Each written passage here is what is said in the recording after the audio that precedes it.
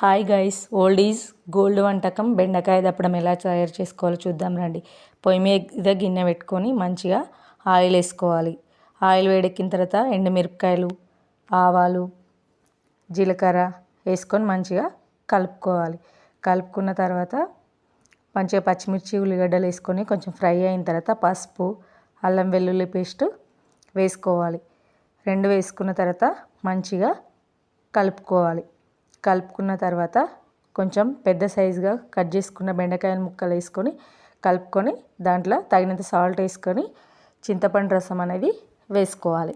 తగినంత వాటర్ కూడా యాడ్ చేసుకోవాలి. తర్వాత ధనియాల పొడి, జీలకర్ర మెంతుల పొడి, కొత్తిమీర, తగినంత బెల్లం వేసుకొని మంచిగా కలుపుకొని మంచిగా మసిలిన తర్వాత ముక్కలన్నీ ఉడికిన తర్వాత పిండి పోసుకోవాలి. బియ్యం పిండి లేదా శనగపిండి కూడా వేసుకోవచ్చు. బెండకాయ దప్పడం ready. Thank you for watching.